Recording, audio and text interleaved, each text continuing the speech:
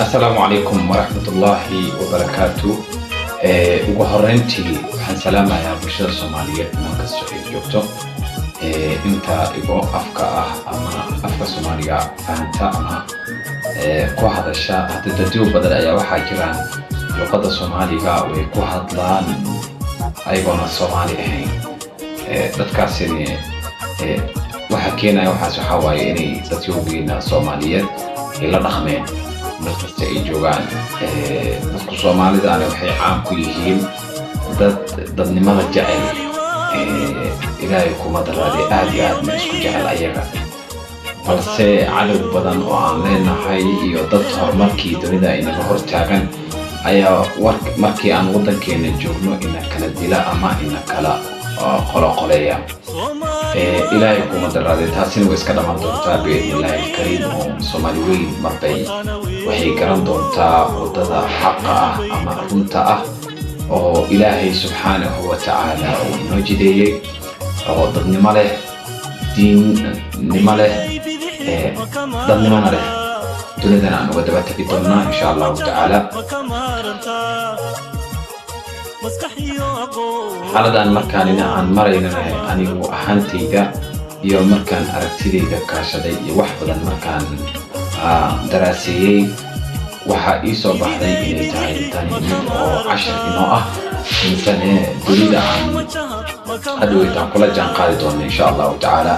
dadyoga Soomaaliyeed dunida meelo badan ayay ku faafeen. dunida daafeheeda meelo badan ayay ayagoo qaxooti ah iyo ayagoo dhalashayaal qaatay wadamo kale dhalashayaashiisa qaatay ay joogaan. waxaan rajaynayaa inaan wadamadaasi kala soo noqon doono fikirro wanaagsan iyo waxyaabo cilmi fara badan. halku laakiin xaaladda maanta aan ku jirno ay u muuqanin mid oo naga bedelayso sidii hore aan ahayn, balse waxaad moodaa inaan dib u dhac saa'ida ku nahno oo dib aan u sii socono. taasina waxaa inoogu wacan halka aan dunida ama qaabkay dunida meeshay inoo jihaysay oo kaliya inaan u jihaysanahay, balse halka dadyoga kaleete ay u jihaysan yihiin meeshii ayagu dantooda ay ka arkeen oo maxaa inoo daa. dadyogu way weedaarsadaan erayadaasi. markaad fiirisid qofka Soomaaliga waa qof maskax furan. qofka Soomaaliga waa qof qadiyadda iyo Soomaalinimadu ay ku dheer tahay. qofka Soomaaliga markaad fiirisid waa qof diintu aad iyo aad ay ugu dheer tahay. dhalinyaro Soomaaliyeed ama rag Soomaaliyeed ayaa laga sheegaa iyagoo meel ku qayiraayo oo meel fadhiya in diinta Islaamka wax ka sheegay. halkaasina ay ninkii beerka u dhaheen. diintu halkaas ayay naga taagan tahay, qadiyadda iyo diidnimada Soomaaliyeedna halkaas ayay naga taagan tahay. ilaahay kuma daraadee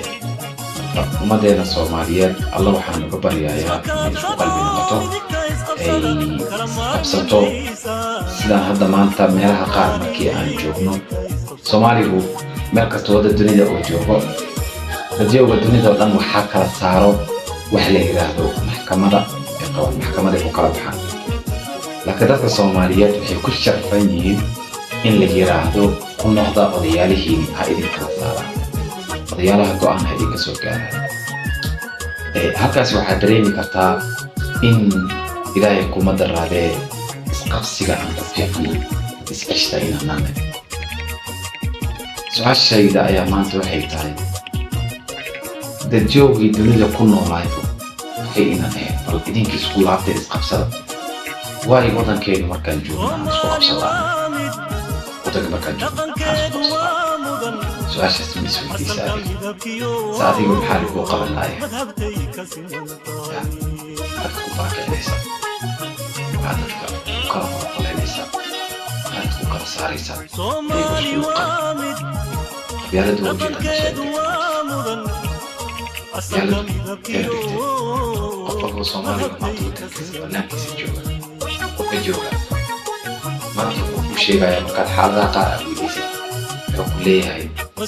shirkiyaan badan u haya sidaan baa igu dhacday, sidaan baa meesha maanta aan joogo sidaan ku soo galay. ورميشة ما تجونا كاستيك أجا جونا أنا كاستيك لكن ولي مجرى قفي سويدي سيدي الله ربيكا تنجي أدو جيدي لما كان أو جيدي أو بدبي waxay xaaladan rasadkan iyo abaarahan sidaan uga bixi karnaa Germany dhulka lagu daray dadkiisu dib isku soo laabteen waxay sidaan uga bixi karnaa shaka cajiiba madaxweynihii hore ee Suudaan Abu Bashir ka horeeyay ninkii ka horeeyay yaan jeclaa baa Libya waxay ku yeelatay Muammar al-Gaddafi baa deen siiyay wadanka markuu deentii siiyay Muammar al-Gaddafi waxay isku dhaceen Uganda iyo Libya isqabteen Muammar al-Gaddafi wuxuu damcay inuu weeraro Uganda kaabu madaxweynihii Suudaan buu la soo hadlo digiri waa Suudaantii hore halka kaabu wuxuu yiri waniyo waxaan rabaa inaan weeraro Uganda waxaan rabaa inaan wadanka soo maro halkaas Uganda ka weeraro السودان موجود صورة قلب مقنص هي صورة قلب مقنص يعني وحبانكو أما هي ما هي الحرة سو مركا مركا الله مركي دين الروسيو هذه أعطوها ومدنا يستطمع بالقواليدية يدد كامل وحير باللو ديبي هذا الكل يرى لما ديدي كرام كوزق بحال لو قبل هذه وحيلة سيني سعية سي عندي يشوف شبك عندك يشوفه سيدا رب الإيمان يريس ومدى نقول حيست قولي كده قالوا جيدي هقوم علينا النوم والبق إنه صومالي المدو إنه يقرقوا قاعدة إنه كحنيا إنه الدولة صح نقول إنه كحنيا أم علينا بس هو لوك حرية يعني بقى لوك حرته شكرا يعني كده حقيريني نكي مدحوينها كأخاي السودان في هوري ما دعيسو وكجوا ممر القذافي صبر وحان كوبي كارثة وعلم وطن كيف على السيئة مالك كينا عمران من عادي الكيمياء عقل مرنو فانتو ميديا وصفريس حق منطو ميديا أنا كاسك دعيلي هبل زي منطق هبل منطوة سام ورطب بضان أو حان قبنا عنك social media هذه موقعية قبائل لذا يدفع اسكودر غيرها كالدنيا كالطاعة شيخ مصطفى حاج إسماعيل كارلاسي أيا وطولي صومالي وحيد لكي ستا انتظر بعض القتلين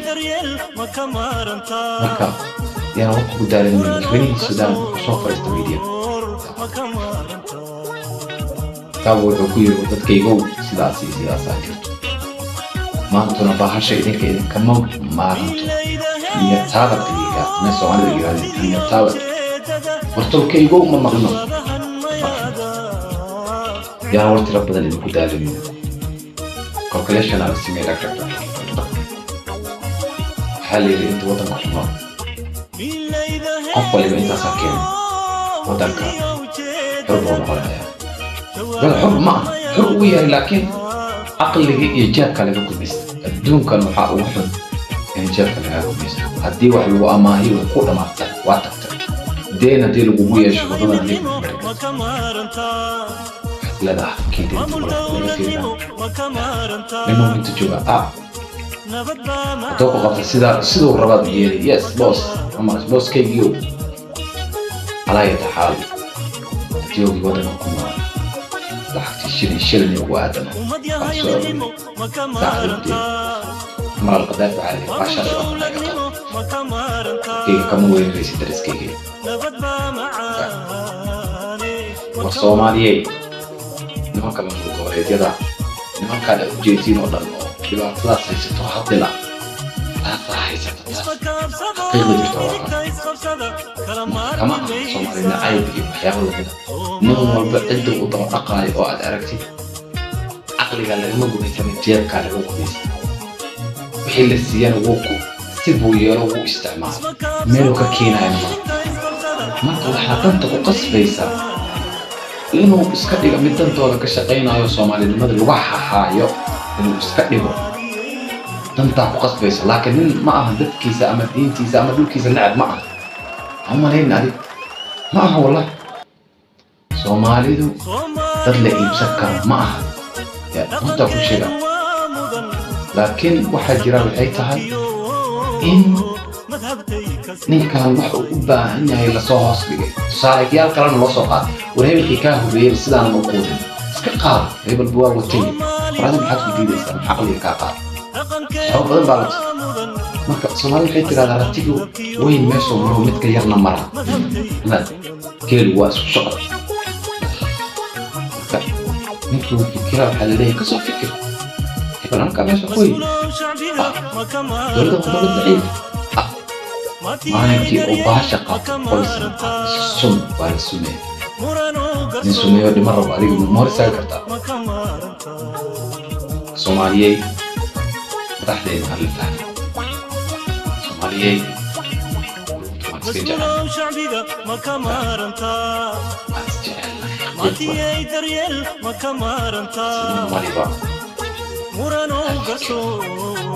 hebel waa Soomaaliya ninka Soomaaliga fiiri maanta haddii la yidhaa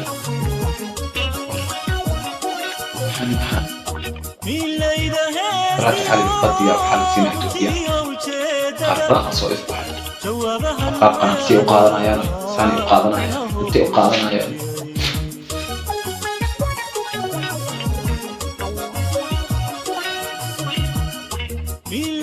أنا قبل ضرر الله معي يعني نها خصوصية أغير سحكيجيو سحكيجيو وسكيجيو أنا أوسع